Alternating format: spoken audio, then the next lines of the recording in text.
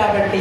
అలాగే పౌలు గారు క్రైస్తవులను చంపే పరిస్థితి నుంచి సత్యగా చెప్పారు కదండి, ఆయన హింసించే పరిస్థితుల్లో ఉన్నప్పుడు గర్భిణీ స్త్రీ గర్భాన్ని చీల్చి శిష్యులు పైకి ఎగరేసి కథతో ఖండించే అంత దుర్మార్గంగా ఉండే పౌలు గారు దేవుడు మార్చిన తర్వాత ఆయనకు అప్పచెప్పిన బాధ్యతను నెరవేర్తిస్తూ ప్రభు కొరకు ఆయన ఎంత దాకా వెళ్ళారంటే అండి, ఆయన ప్రభు కొరకు చనిపోయే స్థితికి పౌలు గారు వెళ్ళిపోయారండి. బాధ్యత మర్చిపోలేదండి వీళ్ళందరూ.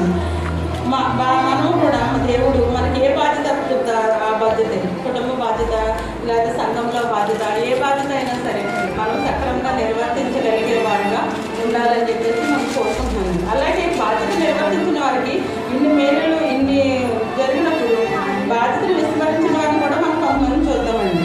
వీళ్ళు ఏం చేస్తారంటే బాధ్యత లేకుండా దేవుడు అప్పచెప్పిన పనులు దేవుని మాట వినకుండా సంస్థ గారు ఉన్నారు కదండి, సంస్థ గారు చేయొద్దన్న పాపం చేసి ఆ తెలియలే అనే ఆవిడ దగ్గరికి వెళ్ళినప్పుడు వాళ్ళు ఏం చేస్తారంటే ఫిలిస్తీన్కి దొరికిపోయి ఆయన బంధించి పడితే వారు ఏం చేస్తారంటే ఆయన కళ్ళు పీకేసి వృత్తివాణ్ణి చేసేసారండి. ఎందుకంటే దేవుడు చేయొద్దన్న పాపం చేశాడు కాబట్టి దేవుడు అతన్ని విడిచిపెట్టాడు, విస్మరించినప్పుడు ఏం చేశాడంటే అతని బలాన్ని కోల్పోయి శత్రువు చిక్కి వృత్తివాడు అయిపోయాడండి.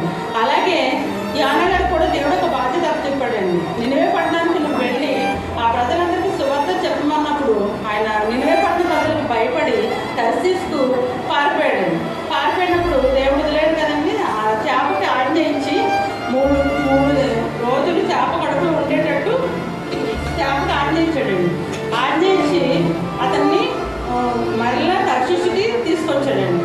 అతను దేవుని మాట విస్మరించడం వల్ల అనేక కష్టాలు యోనా గారు తెచ్చుకున్నారండి. అలాగే ఇస్కరియోతు యూదా శిష్యులందరిలో కూడా 12 మంది శిష్యులు బాధ్యత కలిగి ఉంటే 11 మంది శిష్యులు బాధ్యత కలిగి ఉంటే ఈ ఇస్కరియోతు యూదా బాధ్యతను విస్మరించి దేవుని 32 నాణ్యాలకు అమ్మేసి ఏం చేశాడంటే, అమ్మేసిన తర్వాత తిన్నాడా అంటే అదేమీ లేదు.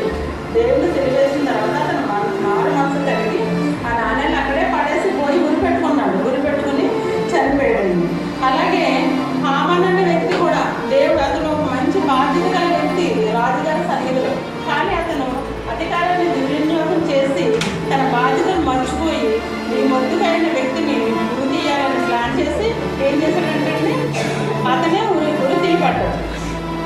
కాబట్టి మన బాధ్యత విస్మరించడం వల్ల ఇన్ని నష్టాలు మనకు ఉంటాయి. కాబట్టి దేవుడు ఇచ్చిన బాధ్యతను దేవుడు ఎలా అయితే తన కష్టకాలంలో కానీ ఇబ్బందుల్లో కానీ తన మరణ సమయంలో కూడా బాధ్యతను విస్మరించకుండా ఏ రీతిగా తల్లిని సన్మానించాడో, మనమైతే మన బిడ్డల్ని బుద్ధినే మన బిడ్డ తప్పైనా కూడా ఎవరైనా కొడితే ఊరుకోమండి, వాళ్ళ మీద దగ్గరికి వెళ్ళిపోతాం.